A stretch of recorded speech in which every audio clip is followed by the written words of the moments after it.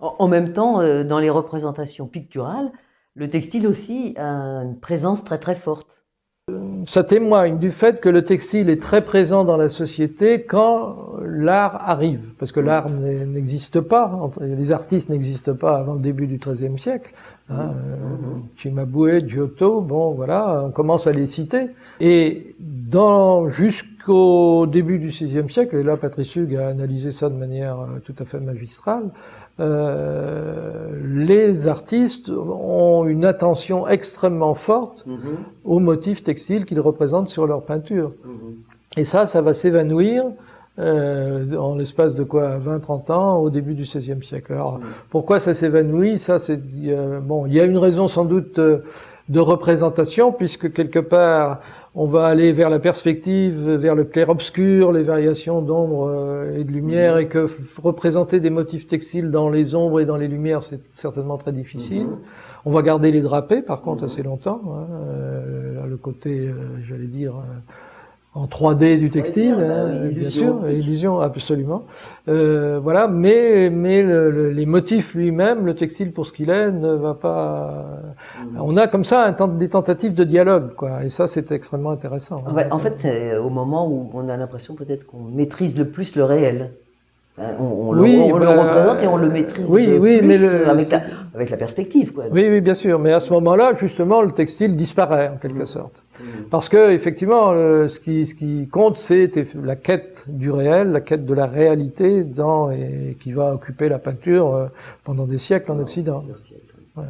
Il y a un domaine qui m'est assez proche, enfin, qui m'intéresse beaucoup, et toi aussi, bien sûr, c'est le domaine de la tapisserie. Donc, est-ce qu'on pourrait revenir justement sur l'évolution de la tapisserie, dans le sens tapisserie, celle qui s'est faite à partir du XIVe, XVe siècle? Oui, la tapisserie va être le grand art occidental textile, si je puis dire, avec un support textile, dirons-nous. Support au début au XIVe siècle, les puissants, enfin les religieux, mais aussi les puissants civils, si je puis dire, vont s'enticher de ces grands panneaux et donc vont les commander. C'est, je crois, Laura Weigert qui dit que en fait, ces grandes tapisseries coûtaient plus cher que les manuscrits, et on sait ce que valent les manuscrits enluminés. Donc il y avait une économie forte, un marché entre guillemets, effectivement, de la représentation de violence, les grandes scènes épiques, et puis évidemment religieux également, quoi. Et la tapisserie, comment dire, je cite Jean Favier de l'Institut qui, dans un colloque à Aubusson, disait il y avait 20 laines à l'Apocalypse, 20 types de laines dans les teintures de l'Apocalypse. Il y en a 700 il cite une tapisserie faite à Beauvais au XVIIIe, d'après des cartons des cartons du style de Raphaël. Donc on passe effectivement en quelques siècles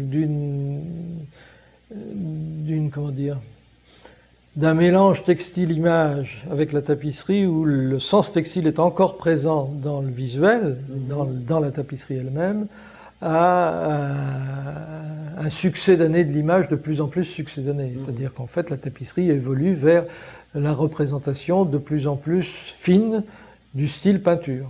Quand tu dis il y avait 20 laines et il y en a 700, je ne sais pas si c'est très clair pour tout le monde, c'est-à-dire qu'il y avait 20 couleurs de laine. Oui, voilà, c'est ça. Et après, il y a eu 700 déclinaisons de couleurs. On a donc une capacité à faire un potentiel pour faire effectivement de la représentation type picturale, qui reste quand même un peu textile, puisque c'est du fil.